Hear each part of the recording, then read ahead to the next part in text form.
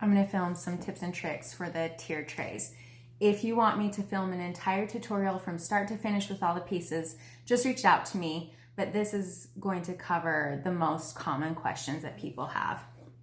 I'm just going to paint the tag from the Hocus Pocus tier tray set because that's going to pretty much cover most of the questions. It'll be painting techniques with wedges, super gluing really small pieces, and then making your tassel and stringing your beads. The first thing you're going to want to do is open your box all the way like this and then lay it down for a painting surface. And you'll see why when we do the wedge technique.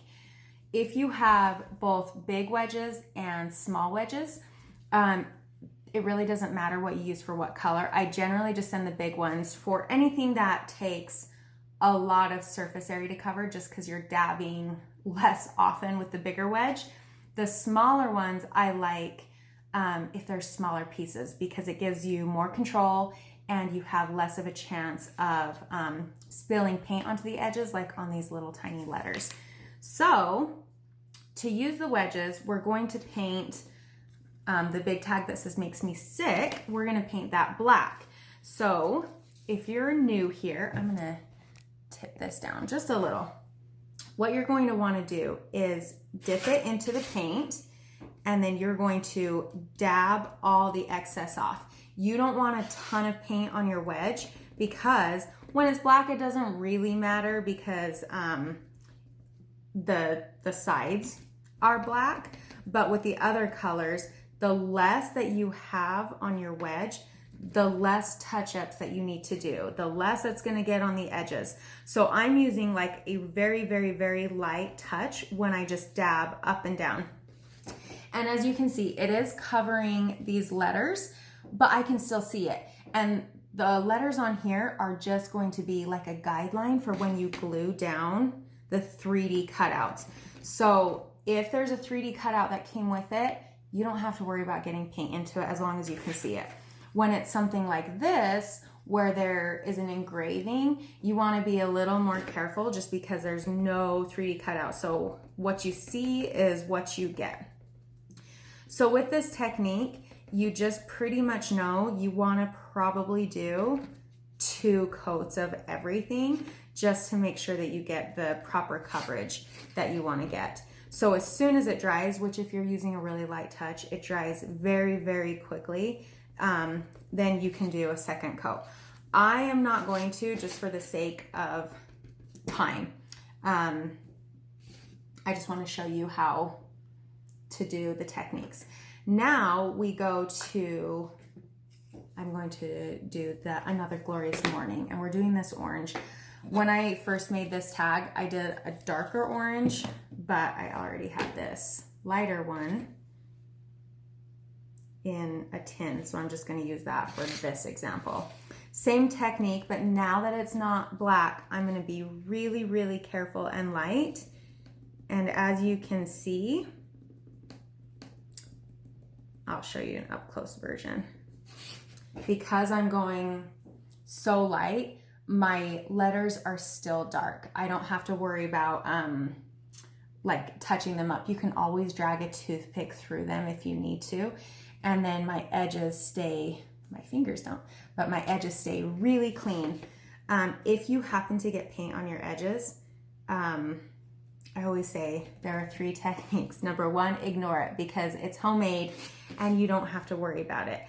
If it is going to very much bother you, you can either take a piece of sandpaper, like some fine grain sandpaper, and you can sand it off, or you can get a baby wipe and just go along the edge and it cleans it right up. Okay. I'm only gonna do 1 coat, again, for the sake of time. So, my letters stay dark. If I were to do another coat, I would just keep going with the really, really light touch. And it really doesn't take that long at all. Now, for the small letters, oh, you know what? I forgot to say, How you paint your tiered trays is completely up to you. Some people like to go piece by piece. So for instance, if they're like, okay, it's my time to make the tag, they'll just look at the picture and then they'll use all the colors for the tag. How I like to paint my tiered trays, I try to have a vision of the colors I want to use. And then what I do is I set my paint pots out on the table. So I would put my black in this corner. Then all the pieces that I want to paint black, I would put over by that. The orange, all the orange pieces over by the orange paint pot. I like to do one color at a time. That way it ensures that my wedges do not dry out. If you like to go piece by piece, I would just get some plastic wrap or a Ziploc baggie. And then as soon as I was done with the orange, I would pop it in the Ziploc bag and seal it shut just to keep it, sorry for those who hate the word, but just to keep it moist so that you can keep using it. If you need to take a break and come back to paint, rinse this out with water.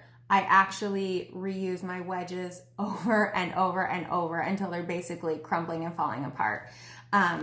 As you can see from this one, this is a really old wedge and I just keep using it. So I do suggest you do that with your supplies and throw them every month. Throw them into like a little Tupperware, because then you'll have more and more supplies if you want extra crafts for the kids or anything like that. So let's do the lettering, because I wanted to show you how I paint the really little letters. So that's where your tweezers come in handy. So same technique, dip into the paint, dab off, and then I just like pinch the letter and hold it down. I don't pick it up, otherwise my piece is gonna rocket ship across the room. But pinching and holding it down is just gonna prevent it from coming up with your wedge as you're painting. And then I'm just gonna pinch and hold down as I very lightly dab up and down. And if you're doing really light dabs, as you can see, my edges are still very clean, so I don't even need to worry about cleaning up the edges. And on pieces this small, honestly, if I were painting and selling this, I would make sure it was perfect. But if it was for myself, I personally would not take the time to fix these little tiny pieces. I would say, hey, I made that and it looks great.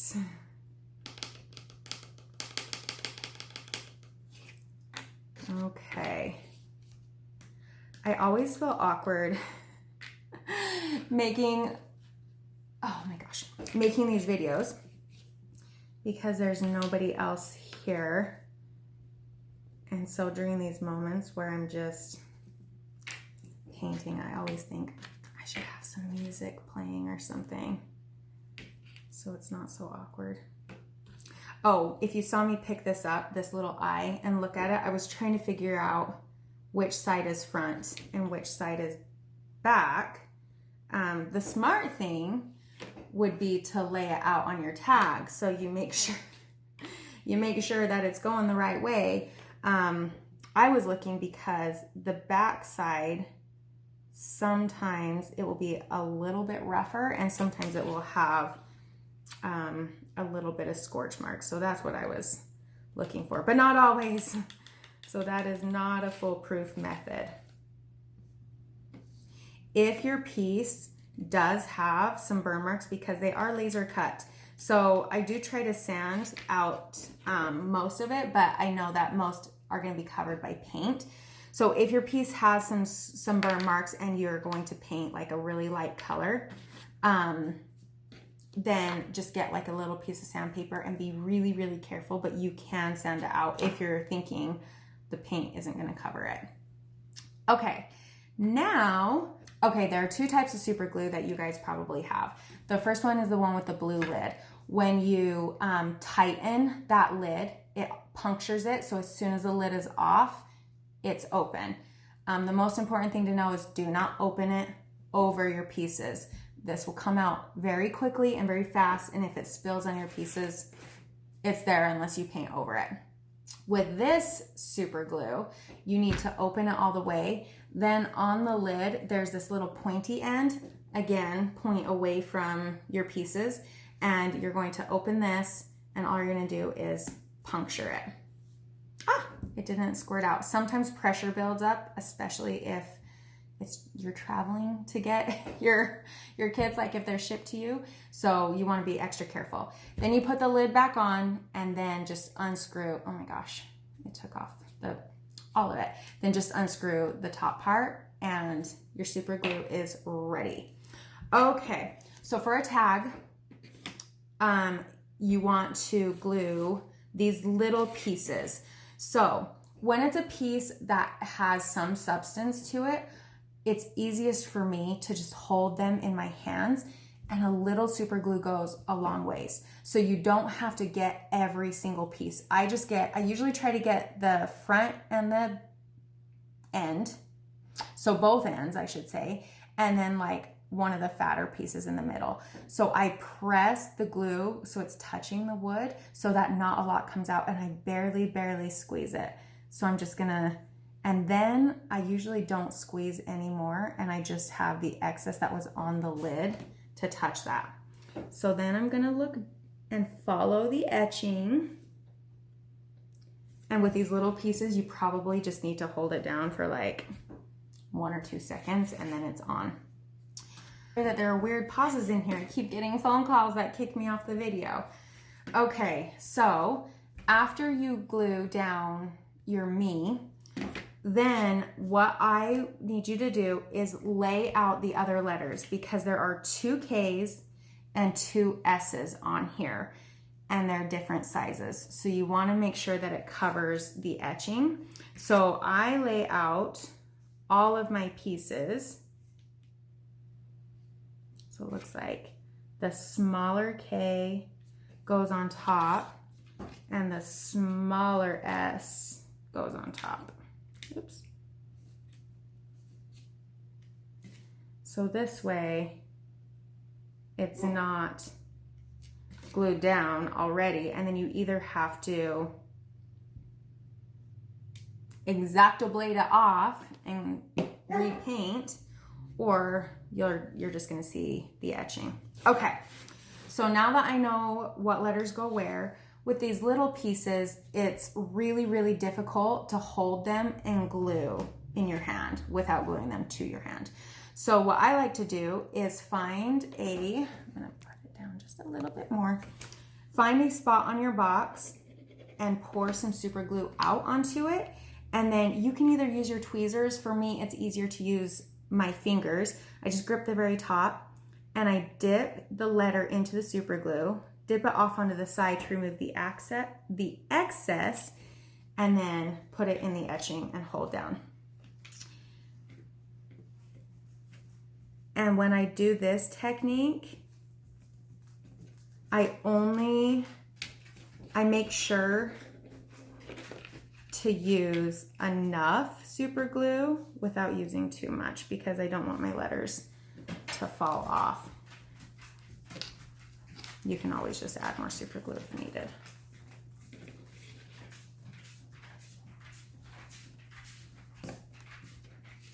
I have literally never completed a project and not super glued my fingers. If you really hate super glue, I send that because number one, they're individually packaged, and so it's easy to do that. And 2, it's instant. So you don't have to wait for a project to dry before moving on to the next step. This is literally the fastest way, and it's just really easy and nice. But if you're just like, no, I do not like it, you can always go to the store and buy some wood glue. It will probably last you years, to be honest. And then what you'll want to do, especially with these little tiny pieces, is get like a little tiny paintbrush like this, and you would want to like paint the back of your pieces with the wood glue,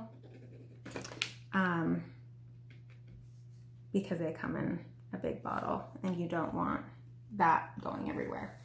Okay, then as far as this little tag on mine, you can either just have it like, have it hanging, or for me, like you can actually display them separate if you wanted. I lost a bead. But what I actually did is I lined up my holes, and then I was like, okay, I want it to rest on the letter. And so then on this back, I just put a tiny bit of super glue on this one and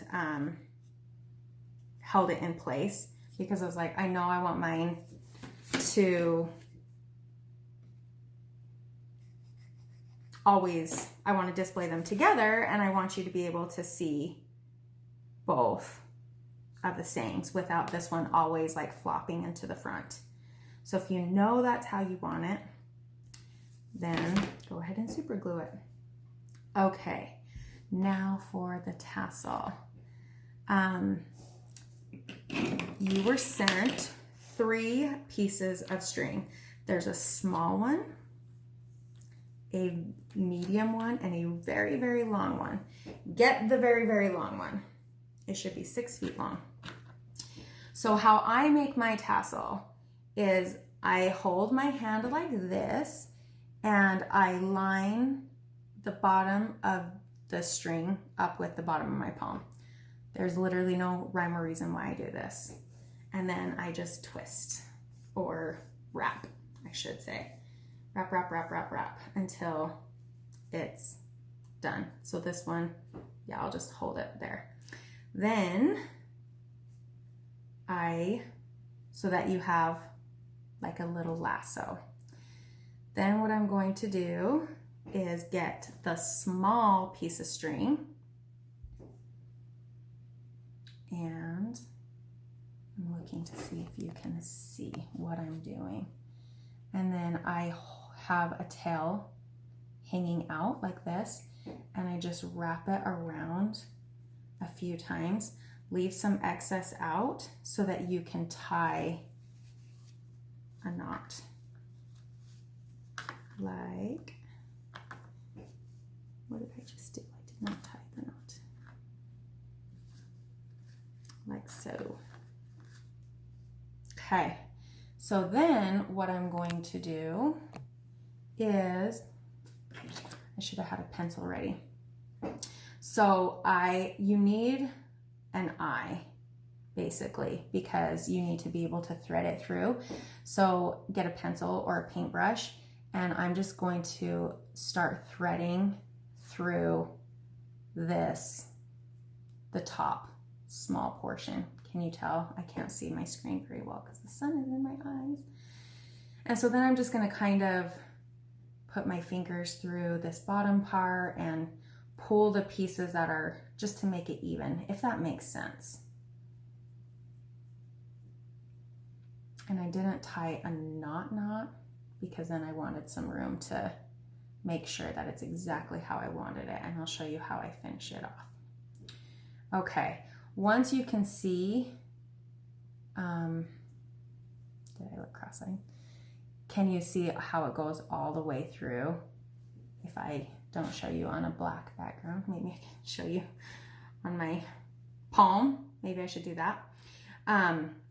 So once you know that you have like a hole that you can thread through, then what I do, you can either just tie a really good knot at the top, but what I do, because I want to make sure it doesn't slip, I just take a tiny dot of super glue right onto that knot and then let that dry, and it's not going to go anywhere. And then I'm just going to trim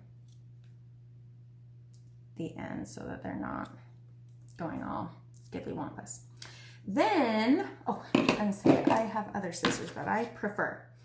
Then you're going to trim up your bottom piece.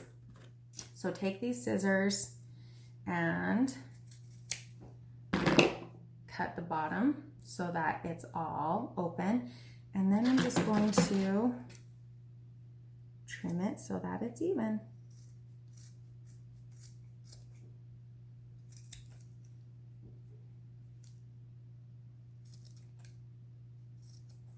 I need to get sharper scissors. These ones have been used a lot. So there you have your tassel, and that's it. Just make sure that you always have an eye that you can see through. Then we're going to get our beads. I'm not going to string all 13 of them. I thought I brought some tape. Just one second. Okay, so to make your life easier on stringing, what you're going to want to do is get a very tiny piece of Scotch tape or painter's tape or something like that. It will make your life easier. And then I'm just going to wrap the end. Oh, this is the medium long string that I sent. Wrap the end of that because it's just going to start. There's literally no one here. Oh my gosh. Little tiny brains. Okay, so if you can see that, now it is wrapped. So what I'm going to do first off is string it through both tags, not the tape end. I need the tape end. So string the opposite end and as close to the edge as you can, just so that you don't have to trim off too much and then run out of string. Tie a knot. And same thing, you can either tie a knot or just tie it once and then put a dot of super glue. Okay. And I'm just gonna trim just a little tiny bit. Okay. Now that your taped end is still out, you start stringing your beads, and there is no rhyme or reason to this. Oh, I forgot to tell you. If you want to paint your beads, what you can do, I don't have a pencil in front of me, but like if you get a pencil and you just like put it on the end, and then if you wanted to paint them, this makes it easier to paint like that. Just an FYI, if you're trying to hold it with your hands. I didn't paint my beads, but I think it would be really cute to do that. Okay. I don't know that I need to be on camera for this, but I'm just gonna do, I did 13 beads for Halloween. I'm just gonna do this many. Okay, so I've got this, pretend these are all the beads. Then you're going to take your tassel. This is why you needed that eye. So if your strings are going crazy again, then put a pencil through it so that you can see the hole all the way through, and then boop, all the way through. Then I give myself a little bit of space so that I can start to tie it, but you want it, when you tighten the tie, you want it to be as close to the beads as possible. So kind of guide it to the beads as you're pulling the knot shut, if that makes sense. So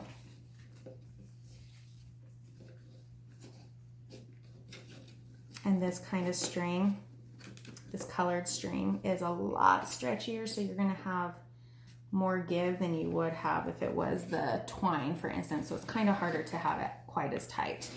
But anyways, then you can either super glue it or do another knot, but that is how, yours will have a lot more beads. That is how, oh, and then obviously trim this off. But that is how you make your Halloween tassel.